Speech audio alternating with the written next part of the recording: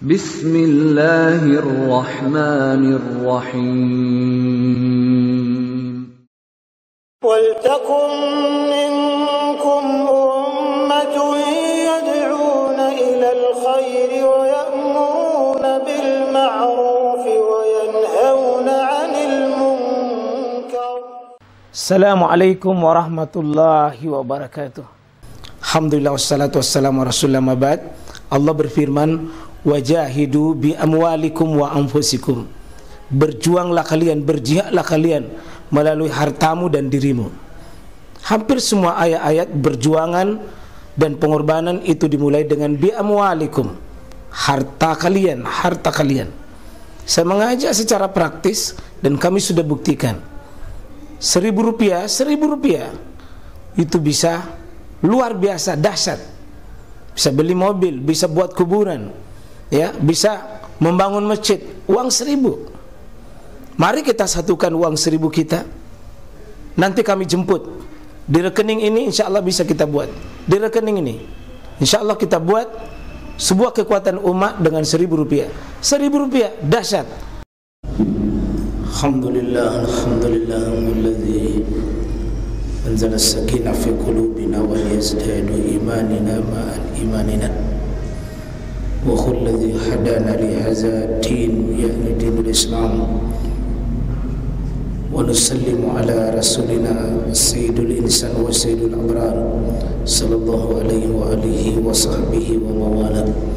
Allahumma arinal haqqa haqqa warzuqna ittiba'ah wa arinal batila batilan warzuqna ijtinabah.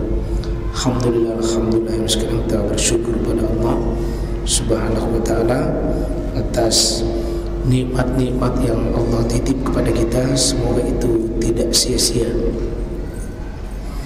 terutama nikmat umur kita, nikmat waktu kita, nikmat kesempatan ini, karena tidak berulang waktu ini. Tidak ada waktu yang bisa kita ulangi. Semuanya pergi dan tidak akan pernah bisa diisi kembali. Begitu berpisah dengan kita, maka waktu itu tidak pernah balik ke belakang. Ada seorang ulama besar seperti yang saya sampaikan, sering sampaikan dalam kitab Al-Hilyatul Aulad, Abu Hazim rahimahullah ta'ala. Beliau menasihati kita semua, kullu nikmatin, setiap nikmat yang Allah subhanahu wa ta'ala berikan pada kita, tapi la tuqarribu ilallahi azza wa jal, yang tidak mampu mendekatkan hati kita kepada Allah. Nikmat itu, ketika nikmat itu dititip tapi tidak tuqarrib, tidak mendekatkan kita kepada Allah tentang nikmat itu, maka kata Abu Hazim, fahiya baliyatun, itu cuma musibah semata yang kita dapatkan. Jadi kullu nikmatin, setiap nikmat yang Allah titip buat kita tapi kita tidak pakai untuk tuqarrib ilallah, mendekatkan diri kepada Allah, maka itu hakikatnya fahiya, itu baliyatun, itu cuma bala dan cuma cobaan, musibah saja itu.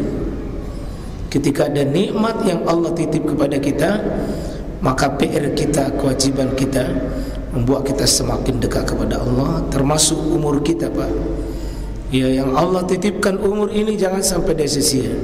Setiap bertambahnya dunia kita, maka seharusnya semakin mengantarkan kita semakin dekat kepada Allah. Ibadah kita semakin kita dekatkan diri kepada Allah melalui pendekatan ibadah. Apapun nikmat yang datang kepada kita, tugas kita harus semakin mendekatkan diri kepada Allah Subhanahu wa ta'ala. Semoga jemaah sekalian tidak ada nikmat yang Allah sia-siakan kita.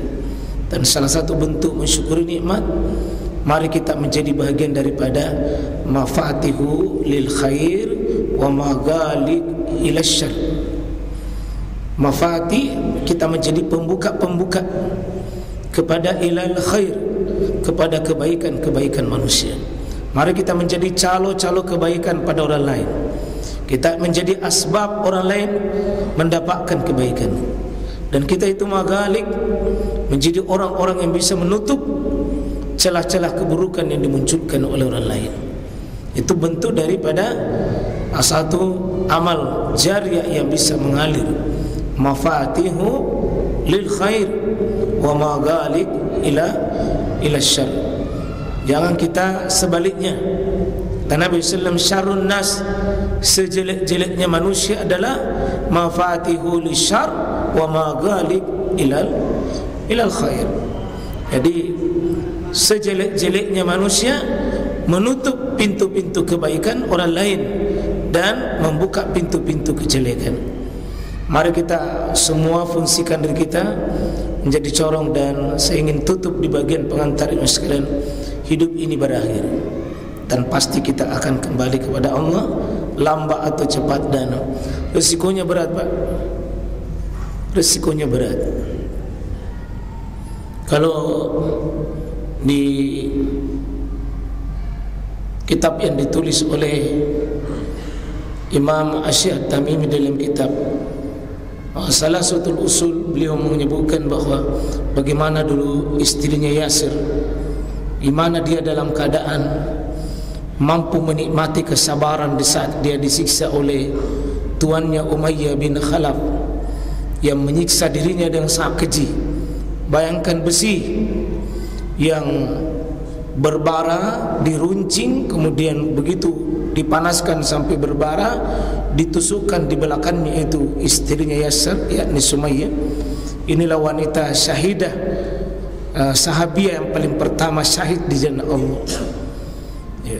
Kemudian ketika ditusuk dari belakang, tembus itu ke depan, bahkan tembus sampai sampai di dekat kemaluannya, tapi tetap kokoh istri Yasir ini sampai Nabi mendengar mengatakan, sabran ya ahlal Yasir, fa inna mau'idakum al-jannah.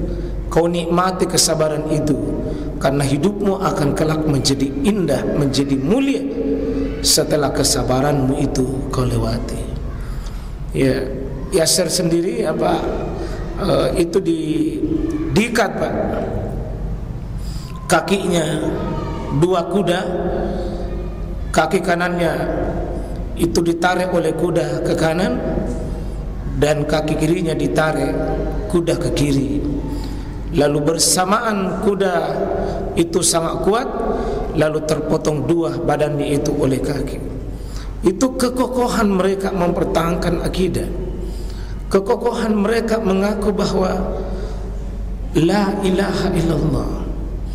Kekokohan mereka menikmati kesabaran mereka di atas akidah yang benar.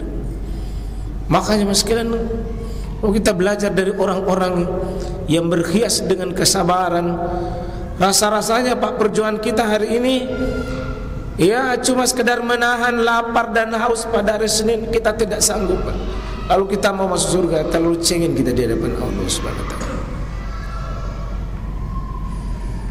Mari kita melihat, Pak, dunia ini bukan dunia kalau kita tidak diuji di sini, dites kesabaran kita di hadapan Allah Subhanahu wa taala.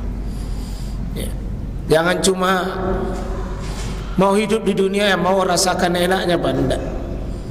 Tidak begitu rumus dunia itu. Harus ada susah yang mesti kita dapatkan. Ya. Nanti hilang susah itu kalau sudah mengembuskan napas terakhir, sudah tidak ada susah, akan jadi nikmat dan nikmat. Butuh kesabaran sedikit berjuang.